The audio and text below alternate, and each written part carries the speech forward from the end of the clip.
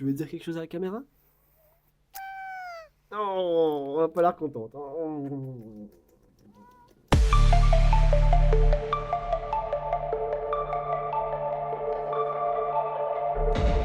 Bonjour à tous et bienvenue dans cette petite vidéo en face cam. Aujourd'hui on va voir ensemble les points positifs et négatifs de la vie en Australie en tant que Français expatrié. Donc c'est mon cas depuis plus de 6 ans maintenant. C'est une liste évidemment non exhaustive qui s'applique à moi par rapport à mon expérience, même si je pense que ça peut s'appliquer à beaucoup d'expatriés. Vous me le direz en commentaire. Alors on va commencer tout de suite par les points positifs. Donc opportunités professionnelles et salaires. Les salaires sont considérablement plus élevés ici, c'est vraiment pas un secret. Surtout dans certains domaines comme la construction, l'informatique, l'ingénierie, etc. Donc c'est mon cas, je bosse dans la construction en tant qu'électricien. Alors j'ai fait ce travail en France, que j'ai détesté, qui rapportait pas grand chose, en tout cas de mon expérience. Et ici je peux vous garantir que je gagne entre 2 et 3 fois, voire même plus que ce que je gagnais à l'époque. D'autant plus que on a l'opportunité ici de faire beaucoup d'heures. En ce moment, je fais des shifts de 12 heures, 12 heures de taf durant la journée. 8 heures payées normales et 4 heures payées en heures sup, x2. Je peux vous dire que ça rapporte. Et vraiment pas mal. Ma copine également, qui bosse dans l'informatique, me dit qu'elle gagne facile entre 2 voire 3 fois plus que ce qu'elle gagnait en France pour le même taf. Même les boulots, genre l'hospitality, dans tout ce qui est restauration, etc. En fait, tous les jobs que j'ai fait ici jusqu'à présent ont plus rémunéré que tous les jobs que j'ai fait en France. Petite anecdote, je travaillais à une époque dans une fromagerie italiano-française avec un mec qui s'appelait Pierre, un Français. Pierre, si tu vois cette vidéo un jour, bah salut, ça fait longtemps. Qui lui était en France, qui avait fait bac+5 en finance et gestion du patrimoine, et qui, figurez-vous, gagnait beaucoup mieux sa vie à Sydney en vendant du fromage qu'en France en faisant le travail pour lequel il avait étudié pendant 5 ans.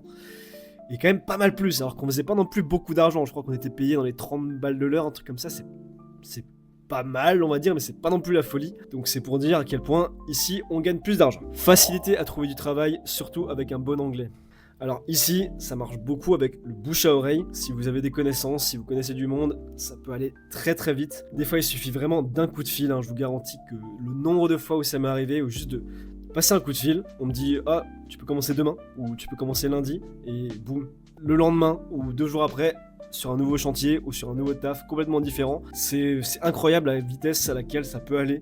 Donc vraiment, gardez ça en tête. Ici, ça peut aller très très vite et c'est très facile. Non, c'est pas très facile, j'exagère.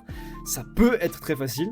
Ça a été pour moi, ça a été très difficile dans d'autres périodes, donc ça c'est encore à prendre avec des pincettes évidemment. Je vous parlerai de ça un peu plus en détail dans la vidéo dédiée au job que j'ai fait en Australie. Ça va venir, vous inquiétez pas.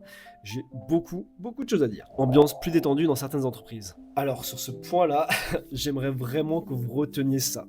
C'est très chill. Alors, encore une fois, pas tous les jobs, pas toutes les entreprises, pas tout le temps, dans tous les cas, etc. Donc c'est vraiment, encore une fois, à prendre avec des pincettes, d'énormes pincettes. Mais en règle générale, quasiment tous les jobs que j'ai fait, c'était vraiment beaucoup plus relax. Une phrase que j'aime bien dire à mes collègues en général, c'est, pour comparer un petit peu la différence entre le travail en France et le travail en Australie, c'est en France, on est une personne pour le boulot de 3 personnes. Et ici, on est 3 personnes pour le boulot d'une personne. Et combien de fois ça s'est appliqué ? C'est dingue. Je pense que vous avez déjà entendu beaucoup d'histoires de gens comme ça qui disent bah, moi, mon taf, je me fais un peu chier ou j'ai pas grand chose à faire. Des fois, sur les chantiers, il y a un mec, son travail, c'est lift driver. Donc, c'est le chauffeur d'ascenseur. Il est dans l'ascenseur et tu lui dis quel étage tu veux aller et il appuie sur le bouton. Et c'est son taf, c'est d'appuyer sur des boutons dans un ascenseur. Donc voilà. Je vais pas tergiverser pendant 3 plombes. Sachez que ici, les boulots peuvent être plus relax. Mode de vie et climat. Ici, c'est le pays du soleil. Il fait beau quasiment toute l'année. Chaud aussi quasiment toute l'année. L'hiver, évidemment, il y a quand même un hiver, faut pas déconner, mais c'est pas très violent. En tout cas, pas en journée. Le soir, ça se discute. La nuit, ça se discute, évidemment. Surtout que les appartements sont assez mal isolés, donc la nuit, ça peut cailler. Mais en règle générale, il fait quand même beaucoup plus chaud qu'en France. Et un climat beaucoup plus agréable. Croyez-moi que De là où je viens en France, les hivers étaient très très très froids. Je me rappelle des souvenirs de grattage de pare-brise le matin à 6h quand il fait moins 10 degrés. Je peux vous garantir, mais alors, ça ne me manque pas du tout. Mais pas du tout. Accès facile aux plages, nature préservée, outdoor, lifestyle. Alors ici, il y a énormément de beaux endroits à visiter. Hein. Je pense que ça n'échappera à personne déjà pour commencer que c'est une île. Donc forcément, il y a énormément de plages. Il y a également énormément de parcs nationaux, de belles petites marches ici et là. Énormément d'activités ici qui se font en extérieur. C'est vraiment le pays du soleil, de la plage et du surf. Et un truc qui est très très cool, c'est sur la plupart des plages, il y a des barbecues gratuits accessibles à tout le monde. Alors pas que dans les plages, dans beaucoup de parcs également, donc ça c'est extrêmement cool. On peut se faire un petit barbecue comme ça avec ses potes pépères à la plage, gratuit. Il suffit juste de nettoyer derrière, mais ça, c'est la moindre des choses. Culture du sport et du bien-être. Inutile de le préciser que c'est clairement le pays du surf, mais en règle générale, c'est un pays où les gens sont très sportifs. Il y a beaucoup de gens qui vont à la salle de sport. D'ailleurs, il y a beaucoup de salles de sport un peu partout.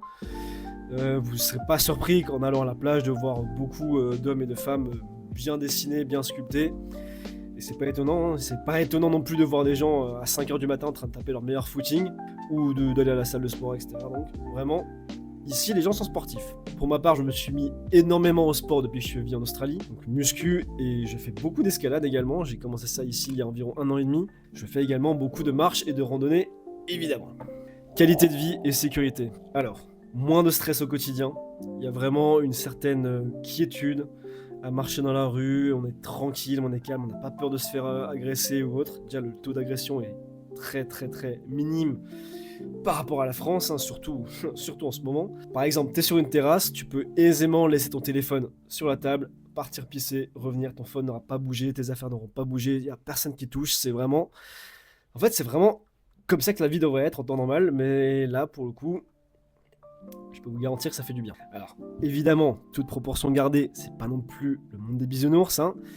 Faut pas déconner, il y a quand même aussi des vols, des agressions, ça peut arriver, mais dans l'ensemble, c'est vraiment beaucoup plus safe. Administration plus simple. Il y a beaucoup moins de paperasse. Tout va plus vite. Donc tu peux très facilement, dès ton arrivée, acheter une voiture, trouver un appartement et trouver un travail dans les quelques jours qui ont suivi. Et vraiment, c'est dingue. Hein. T'achètes une voiture, boum, tu pars avec. Tu visites un appartement, s'il te plaît, tu te mets d'accord avec le proprio, boum, le jour même, t'as les clés. Tu appelles pour un travail, boum, le lendemain, tu peux démarrer. Petite anecdote au passage, il n'y a pas très longtemps, j'ai fait une demande de passeport. Et déjà, la date de réception qu'il m'avait annoncée était plutôt courte, je trouve, par rapport aux standards qu'on a en France. Mais en plus, il est arrivé avec 2 semaines d'avance. Et ça m'était jamais arrivé avant. Ça, je peux vous garantir que ça fait plaisir. Donc, administration plus efficace, ça va plus vite, c'est plus simple. Franchement, c'est génial. Mentalité et ouverture d'esprit. Les Australiens sont à la cool. Ils aiment bien discuter. Il n'est absolument pas rare que des Australiens comme ça dans la rue viennent vous accoster. Alors pas pour vous faire chier, mais juste parce que vous avez l'air un peu perdu et qu'ils se demandent si ils peuvent vous aider. Ou par exemple, si vous attendez devant un ascenseur et qu'il y a quelqu'un à côté de vous, il va taper la discute avec vous comme ça, genre gratuitement, juste pour parler. Juste parce qu'ils aiment bien discuter, ils aiment bien les gens, ils aiment bien communiquer. C'est tout pour les points positifs pour l'instant. On va passer désormais à la partie un peu moins drôle, les points négatifs. Loin de la famille et des amis. Ça ne vous a pas échappé, l'Australie est à l'autre bout du monde par rapport à la France, hein. C'est 24 heures d'avion, c'est plus de 17 000 km, donc forcément on est loin de tout le monde, on est loin des amis, on est loin de la famille. On vit quand même avec un petit stress de ne plus revoir nos proches, hein, si jamais il se passe une catastrophe, et que s'il y a une urgence, ça va être assez compliqué de se rendre en France comme ça du jour au lendemain. Il faut prendre un billet d'avion, c'est cher, ça prend du temps, etc. Donc forcément, on le sait avant de venir, on est loin de la France, c'est quelque part un petit sacrifice, mais on le sait, c'est comme ça. Décalage horaire compliqué pour rester en contact. Il y a entre 8 et 10 heures de décalage horaire en moyenne. Forcément, pour s'appeler, c'est plus difficile de trouver un créneau. Donc ça se prépare généralement à l'avance. Soit vous mettez d'accord sur l'heure à laquelle vous pouvez vous appeler. Donc il y a toujours des possibilités de s'appeler, heureusement. Mais c'est vrai que c'est plus compliqué. Il faut juste s'organiser correctement. Le coût de la vie. Alors ici, je vous le cache pas que les loyers sont exorbitants. Surtout à Sydney ou à Melbourne, dans les grandes villes. Donc moi par exemple, je paye $800 pour mon appartement pour une semaine. On a 2 chambres, on a un salon, une cuisine, une salle à manger, une salle de bain, un garage privé. Donc on n'est pas les plus à plaindre. Franchement, je trouve que pour ce qu'on a et ce qu'on paye, c'est plutôt raisonnable. Mais c'est vrai que c'est pas rare de trouver des chambres dans une colocation à, je sais pas, à 300, 400, 500 balles par semaine. C'est un coût. Le loyer, c'est pas un secret, c'est vraiment le coût, je dirais, le plus colossal que vous avez dans votre budget. Le prix des loyers ici est élevé. Prix des produits alimentaires élevé. Alors pas que les produits alimentaires, par exemple l'alcool, ça douille, les cigarettes, n'en parlons même pas. Heureusement, en ce qui me concerne, j'ai arrêté de fumer il y a belle levrette, mais sachez qu'un paquet de cigarettes coûte en moyenne, je crois, 45 $. Donc si vous fumez beaucoup, je vous conseille de soit arrêter, soit de réduire, parce que ici, ça va douiller un max. Sachez également que les produits alimentaires de bonne qualité, ou les produits par exemple français, vous ne trouvez déjà pas partout, vont être beaucoup plus chers, plus rares évidemment, donc plus chers. J'en ai pris 4 saucissons secs, 2 au thym et 2 au poivre. J'en ai eu pour 100 $, donc ça peut paraître un peu cher, mais croyez-moi, ça vaut chaque centime. Faut pas tomber dans le piège de comparer le prix en euros et le prix en dollars, comme ça, boum, on compare, oups, micro. L'euro n'est pas égal au dollar, hein, pas du tout. Sachant aussi que le salaire en France n'est pas du tout égal au salaire en Australie, donc il y a pas mal de variables à prendre en compte quand on fait la différence. Donc bref, certains produits alimentaires peuvent coûter assez cher en fonction de la qualité et de la provenance. Isolement culturel alors. Pour moi, je trouve que c'est un des points les plus négatifs. Ici, il n'y a pas vraiment de monuments historiques. Il n'y a pas de ruelles chargées d'histoire, il n'y a pas de, de châteaux, de vieilles cathédrales, de vieilles églises, de monuments historiques, etc. C'est vraiment rien à voir comparé avec la France. En fait, c'est un pays tellement récent que je crois les bâtiments les plus vieux, ils ont à tout pété 2 siècles. Donc il n'y a pas vraiment d'histoire, on va dire. Donc c'est sûr que ça manque quand on est français, qu'on est habitué à visiter un petit peu l'Europe et à voir des cathédrales magnifiques, des monuments historiques, etc. Donc c'est sûr que ça me manque énormément. Donc moi qui adore l'histoire, je peux vous garantir qu'ici, c'est un peu décevant. Accent australien parfois très compliqué à comprendre, surtout au début. C'est assez bizarre l'accent ici, hein, je vais pas vous le cacher. Ils aiment bien raccourcir les mots, ils ont un argot, ils ont des mots spécifiques vraiment propres à l'Australie, donc ça fait un peu bizarre surtout au début. Faut s'y habituer, ça prend du temps, mais vous verrez que avec de l'entraînement ça le fait. Un seul truc qui est assez chiant avec les anglo-saxons, ça c'est pas que les Australiens, c'est les anglo-saxons en règle générale, c'est quand tu comprends pas un truc, tu vas leur faire répéter, ils vont le répéter exactement de la même manière, la même vitesse, la même intensité, 2 fois, tu leur fais répéter, ils vont faire la même chose 3 fois, 4 fois, etc. Donc ils comprennent pas, donc ça c'est un peu chiant des fois, donc sachez juste que vous n'allez pas comprendre ce qu'ils ont dit. C'est comme ça, la communication des fois c'est pas toujours évident. Un exemple que j'aime bien, c'est cette vidéo de ce mec là. And he just decided he'd scoot up the road, and I just said, nah, it's not going on like that, mate. So I jumped in my car, and I started chasing him up the road, and then he went down a side street, and then the police were coming, and I flashed them and sent them off in the direction of him. But mate, all I had was me jocks on. I was chasing him up the street, and I'm just like... Alors si vous comprenez un seul mot de ce qu'il a dit, félicitations, l'accent australien n'a plus aucun secret pour vous. Visa et administration. Ici, vous avez besoin d'avoir un visa. C'est pas évident d'obtenir un visa ici sur le long terme. Et en fait, on sent un peu la pression du visa constamment dès qu'on arrive ici. En fait, surtout ceux qui veulent rester sur le long terme. Si vous voulez rester 1 an et que vous avez un PVT de 1 an, il n'y a pas de souci. Mais ceux qui prévoient de rester longtemps, en fait, vous savez directement quand vous arrivez ici que une course contre la montre vient de commencer. Donc il va falloir tout de suite prévoir la suite, toujours prévoir à l'avance la suite. Donc si vous faites un premier PVT ou que vous voulez en faire un deuxième, vous allez devoir travailler dans des secteurs spécifiques ou des zones géographiques spécifiques. Donc généralement c'est dans les fermes pendant une durée minimum de 88 jours, donc 3 mois.